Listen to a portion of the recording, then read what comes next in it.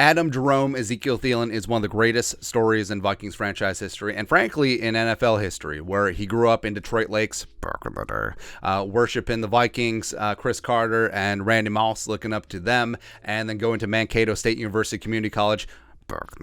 Now, I need to explain things. So, I understand that it's Minnesota State Mankato, but I went to Winona State. They were rivals with Mankato State, and then Mankato State all of a sudden tried to change their name, trying to be fancy, trying to be like Coach, like the show Coach. So that's why we mock them, because every time we talk about Thielen and I drop a Mankato State University Community College, everyone's safety school, by the way, versus Winona State, which is a Harvard of the Midwest, we always get a lot of comments. Oh, Mankato State's not a community college. No poop.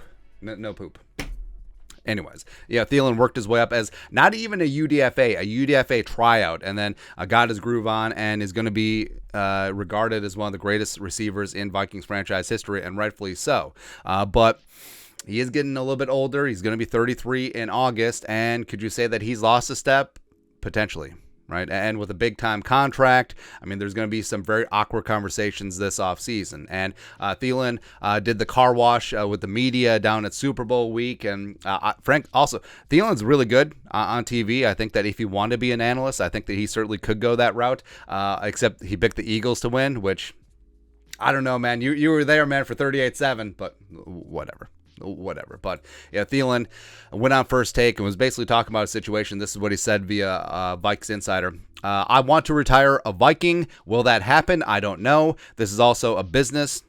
And also, I want my opportunity to show that I can play at a high level. So we'll see what happens, right? So this is exactly what happens with veterans all the time, where maybe they've aged out of their contract. They're not worth the base salary or the cap hit that's coming up, and usually non-guaranteed money. So sort of is what it is at this stage. And he went on McAfee, talked about his contract situation. We're working through some stuff because I have a big cap hit. Now, a lot of Vikings fans read this as a restructure.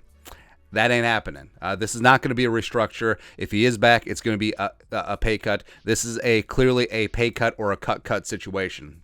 So Thielen would leave behind around $13 million in dead cap, but the Vikings would save around $6 million. His $11.8 million and change base salary does become fully guaranteed on March 17th, which is the third day of the new league year. So this isn't a spot where the Vikings can keep Thielen around, add in free agency, add in the draft, get to training camp, and then see what happens. No, like the Vikings have to make a decision sooner rather than later, and also, like, if they go the route of, hey, we'll guarantee his base salary and then we'll see what his trade market is, that ain't happening either. Like, no one is going to shell out significant draft capital to pick up a 33-year-old wide receiver who's making $11.8 million per year. Now, they may do that beforehand and then renegotiate a new contract, but that's a different kettle of fish.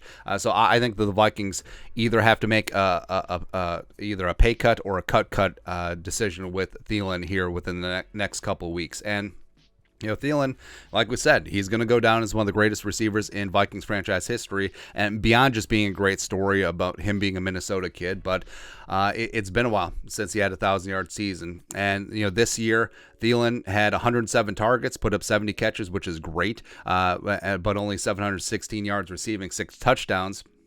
Even though he did have double-digit touchdowns in 2020 and 2021, but his yards per catch at 10.2 is a career low. And yeah, he talks about he wants to find a situation where he can still prove that he's elite. Well, you're in a pass-first offense where with a quarterback which you've clearly shown you have chemistry with over the last couple of years. Justin Jefferson is getting double and triple teamed, so you're constantly facing single coverage against corners 2, 3, 4. And you're not flexing. So, and also you got 107 targets this year. So I don't really know like what exactly he's looking for, and maybe he is a little bit bitter about his role in the current offense. But I don't know, man. And like we said, this is the cycle. This is what happens every time. Where older veterans, they sign that large extension, and then they get past the guaranteed money, and they get into the non-guaranteed years, and they get old. And now they start negotiating through the media. This is exactly what happened with Kyle Rudolph. This is exactly what happened with Adrian Peterson. They go on all these TV shows. You're like, oh, I signed the contract. Oh, I'm worth the money. Oh, I'm worth this, that, and the other thing. Oh, we're working through my cap hits. And then they either get cut or traded because it never works. Like the whole negotiating through the media trying to get fan support, etc. It just doesn't work, man. And I think the current Vikings wide receiver room, I do think that KJ clearly is above Thielen in the pecking order in terms of the receivers, and plus, TJ Hawkinson is top 3 tight end. Well, top 3 tight end. I don't think that he's 3. So, I mean, the passing offense is JJ 1, TJ 2, KJ probably 3, and is Thielen okay being a 4th option? Like, did he feel like the 4th option this year?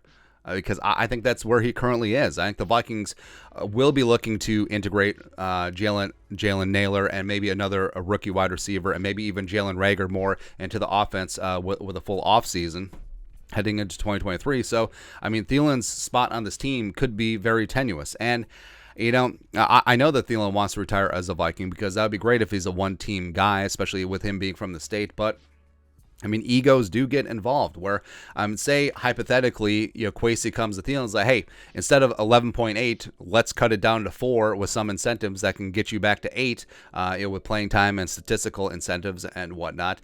And maybe Thielen's just like, no. And maybe he gets cut, and maybe he signs a free agency for a deal that's even less than the pay cut that was offered. Happens all the time where, hey, you don't want me, or you don't think I'm worth this number, fine, I'm going to go find someone else. And then they roll the dice, and then they get an even smaller contract on a team where they don't have history, on a team where they're completely starting over with a new offense, with a new quarterback, with a new whatever. And that's what happens. I did like that Thielen said that the business is the business, but the grass isn't always greener. And I actually do think that Thielen does have some utility as a wide receiver 3, as a wide receiver 4, if he's cool with that role. And it's tough. It's especially tough for receivers when they're used to being the man. But eventually, the skill set wanes. Eventually, it's not as easy to get separation like it was back in the day. And the receivers coming into this league, they're younger, they're faster, to a degree they're hungrier because they haven't gotten that big contract yet, and they just get after it. So I don't know what happens with Thielen. Like, I would be fine if there was a significant pay cut, lowering his cap number, and Thielen comes in and he works with the young receivers as a bit of a mentor, like how Patrick Peterson worked with the young cornerbacks his last couple years, then maybe. But I mean, if Thielen is still, champing at the bit that he's worth eight figures a season as a base salary, that ain't it. It's not what's happening right now. So we'll see what happens, but I don't know, just sucks. Like we said, like if he goes somewhere else for a couple of seasons, I think that he can contribute.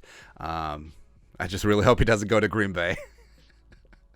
Although that would be a great plot twist, but I don't know. Like this offseason, it's going to be awkward. There's going to be some hurt feelings.